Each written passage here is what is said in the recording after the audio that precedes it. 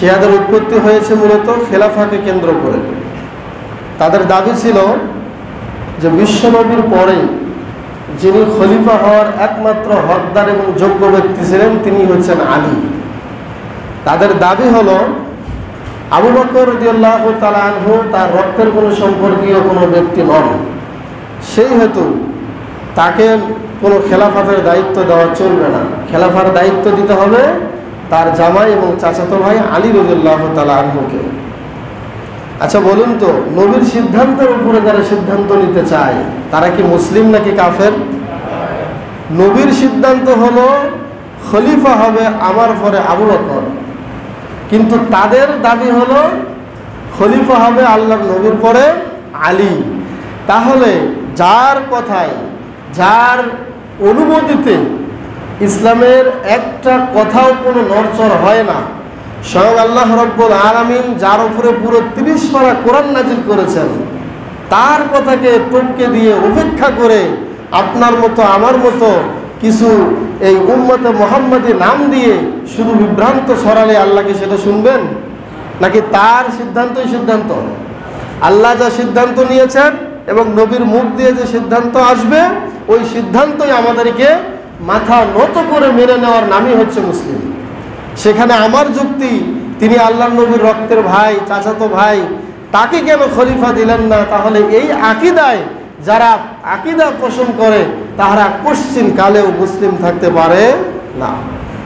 গেল, এটা হলো তাদের মানে শিয়া সম্প্রদায়ের উৎপত্তির আসল জায়গা হচ্ছে এইটাই। এখন আসুন তাদের প্রথম যে আকীদা সেটা হলো তারা বলে যে লা ইলাহা ইল্লাল্লাহ মুহাম্মাদুর রাসূলুল্লাহ এই কালেমা স্বয়ং সম্পূর্ণ নয়, বলেন নাউজুবিল্লাহ।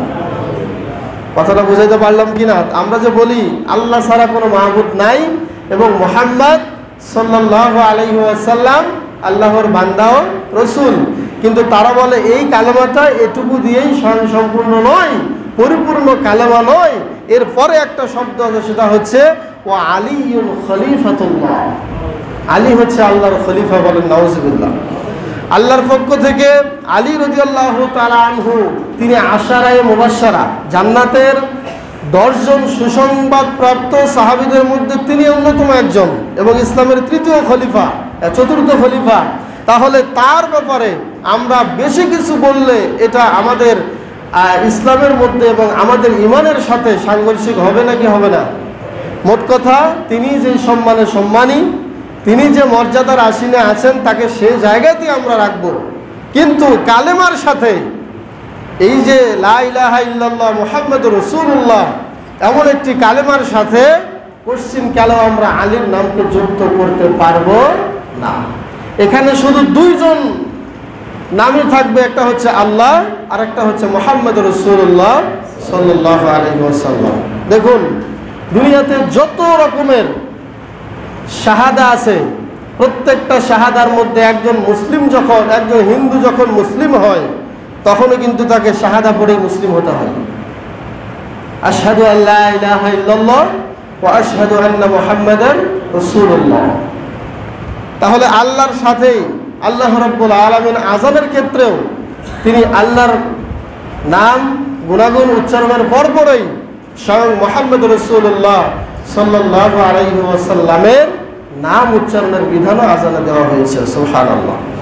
সম্মানিত উপস্থিতি, তাহলে এই আকীদা পোষণ যারা করবে শিয়াদের মধ্যে, তারা যদি মুসলমান থাকে, যারা এই আকীদা পোষণ করবে যে এই সমস্ত আকীদা সম্পন্নকারী, আকীদা পোষণকারী ব্যক্তিরা মুসলিম, তাহলে মনে করবেন যেই লোকটা তাকে মুসলিম বলবে সেও কাফের হয়ে যাবে।